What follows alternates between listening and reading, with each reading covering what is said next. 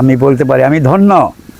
প্রাকৃতিক সৌন্দর্যমণ্ডিত বাংলাদেশ, সুজলা সুফলা বাংলাদেশে জন্মগ্রহণ করতে পেরে আমি ধন্য।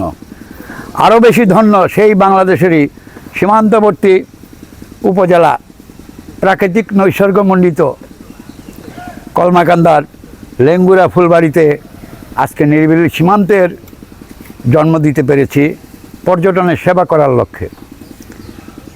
আজকের এই কর্মশালায় উপস্থিত সকলকে আমি সালাম জানিয়ে আমি আমার বক্তব্য শুরু করছি। লেঙ্গুরা ফুলবাড়ি, আমি আশ্চর্য হয়ে যাই যখন আমি লেঙ্গুরা ফুলবাড়ি নিয়ে ভাবি। আমি বিশ্বের 34টি দেশ আমি ভ্রমণ করেছি, বাংলাদেশের 62টা জেলা আমি ভ্রমণ করেছি। বিগত দিনে I was a good traveller. আমি আমার জীবনের উল্লেখযোগ্য সময় ট্রাভেলিংয়ে ব্যয় করেছি, কিন্তু আমি নিজেকেই খুব অপরাধী বোধ করি শেষ বয়সে এসে কেন এই সৌন্দর্য আমার চোখে ধরা পড়ল। এখানে রয়েছে পাহাড়, রয়েছে পাহাড় থেকে উৎপন্ন নদী, ঝর্ণা সদৃশ্য ছড়া, যেগুলি আমি মনে করি অনাবিষ্কৃত থাকার কারণে বাংলাদেশের অপরাপর অঞ্চলের জনগণ এই এলাকা সম্পর্কে জানতে পারেনি।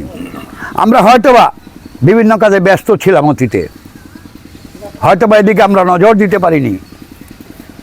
আমি সেজন্য আজকের এই কর্মশালা আয়োজন করার জন্য আমি লিয়াকত ভাইকে ধন্যবাদ দেই। লিয়াকত ভাইয়ের সহযোগিতায় মাননীয় চেয়ারম্যান, যিনি জন্মলগ্ন থেকে আমাকে সহযোগিতা করে আসছেন, হক ভাইয়ের সাথে আমার পরিচয় এই 2-3 মাস যাবৎ। হক ভাই সর্বক্ষণিকভাবে আমাকে সহযোগিতা করে, হালিম ভাই সহযোগিতা করেন। তাদের সহযোগিতার পরিপ্রেক্ষিতে আমি সাহস পেয়েছি এই পর্যটনকে, আপনাদের এলাকার পর্যটনকে আপনাদের সহযোগিতা পেলে আমি একটা নির্দিষ্ট মাত্রার উচ্চতায় আমি নিয়ে যাব, যদি আপনাদের সর্বাত্মক সহযোগিতা আমি পাই। এখানে আপনাদের যারা সাংবাদিক ভাইয়েরা আছেন, আপনারা হয়তো জানেন না বা হয়তো বা জানেন, এখানে রয়েছে, যদি আমি ধরি পাতলাবন থেকে, পাতলাবনের অপূর্ব নৈসর্গিক সৌন্দর্য রয়েছে, চিংড়ির গোপালবাড়ি মন্দির ইতিহাসমণ্ডিত, রয়েছে বঙ্গটিলা। তারপরে যদি আমি চলে যাই কাঁঠালবাড়ির দিকে, সেখানে রয়েছে ব্যাঙের কোনা পাহাড়, সেখানে রয়েছে অম্বলকা গ্রাম। আমার দৃষ্টিমতে, আমার জানা মতে, আমি এত সুন্দর গ্রাম এই 34টা দেশের ভিতরে আমি কোনো গ্রাম আমি দেখিনি। আমি প্রত্যন্ত অঞ্চল আমি ঘুরেছি, আমার দৃষ্টিতে একটা অপরূপ সৌন্দর্যের লীলাভূমি অম্বলকা গ্রাম। 2 পাহাড়ের মাঝখান দিয়ে রাস্তা দিয়ে যখন অম্বলকা গ্রামে আমি যাই। তারপরে যদি আমি চলে আসি, এখানে রয়েছে মহান মুক্তিযুদ্ধের 7 শহীদের মাজার, রয়েছে এই উপজেলার সবচেয়ে উঁচু টিলা যা ফুলবাড়ির পাহাড়। কিন্তু আমার, যদিও আমি ন্যাশনাল জিওগ্রাফিতে দেখি ফুলবাড়ি পাহাড়টার নাম অন্য একটা নাম দিয়েছে, আমি সেখানে অবশ্য আমি বলেছি যে এটা ফুলবাড়ির পাহাড়, যা স্থানীয়ভাবে মমিনের টিলা নামে পরিচিত।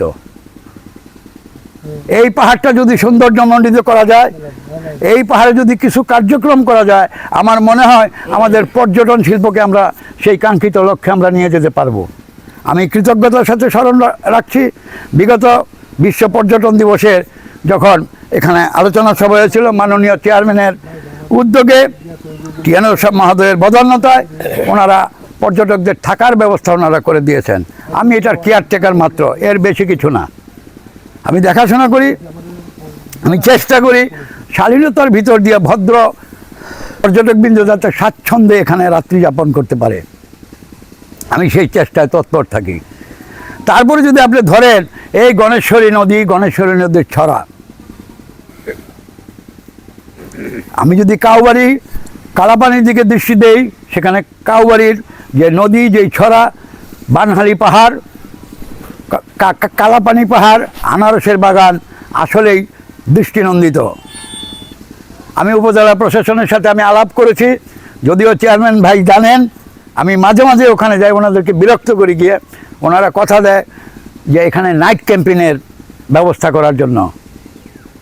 গত পরশু দিনও ইঞ্জিনিয়ার সাহেব, আগের টিএনও সাহেব পাঠিয়েছিলেন, আমি পুরো সাইড আমি দেখিয়ে দিয়েছি কোথায় কোথায় ছাতা এবং যদি নাইট ক্যাম্পিংয়ের জন্য কিছু ব্যবস্থা এখানে শীতকালে মোটামুটিভাবে নাইট ক্যাম্পিংয়ের সব কিছু নিয়েই এখানে পর্যটক আসে, কিন্তু নিরাপত্তাজনিত কারণে আমি তাদেরকে বাইরে থাকতে দেই না।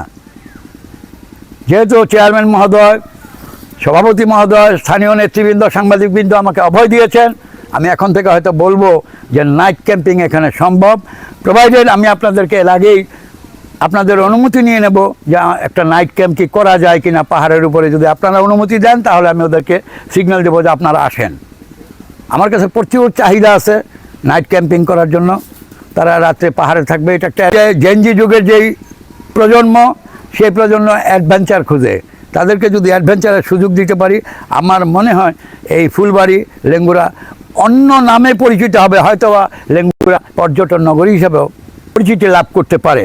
সাংবাদিক ভাইদের কাছে বলবো, এটার প্রচার প্রসার অতীতে যেন কেন হয় নাই সেটা নিয়ে আমি প্রশ্ন করব না।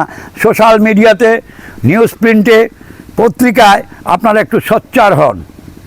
আপনারা সোচ্চার হলে আপনারা সমাজের দর্পণ। দেশ ও জাতির এমন কোনো উন্নয়ন কর্মকাণ্ড নাই যেখানে আপনাদের অবদান থাকে না। এই অবহেলিত জনপদ, আজকে এই জনপদ সত্যিকার একটা অবহেলিত, এর শিক্ষায় অনগ্রসর, শিল্পে অনগ্রসর।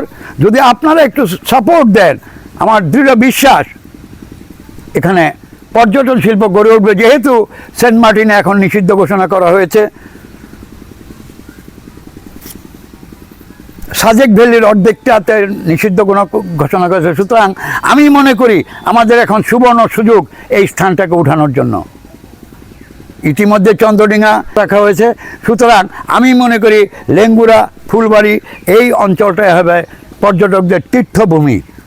আমি স্থানীয় নেতৃবৃন্দের কাছে অনুরোধ রাখবো, যেহেতু আপনাদের সাথে জনসম্পৃক্ততা আছে, আপনারা জনগণকে একটু সচেতন করেন, যাতে পর্যটক আসলে সবাই একটু কোঅপারেটিভ হয়, একটু পজিটিভভাবে ওনাদের সাথে আচার আচরণ করে।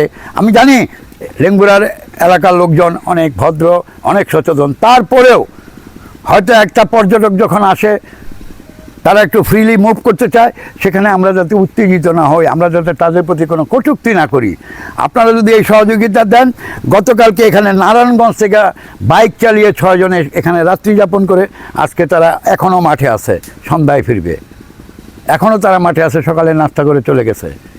এটা গর্বের বিষয় যে নারায়ণগঞ্জ থেকে আজকে আসছে। গত সপ্তাহে আমি চিটং থেকে পাইছিলাম 6 জন।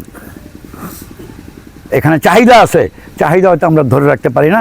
আমি আর বেশি সময় নষ্ট করব না।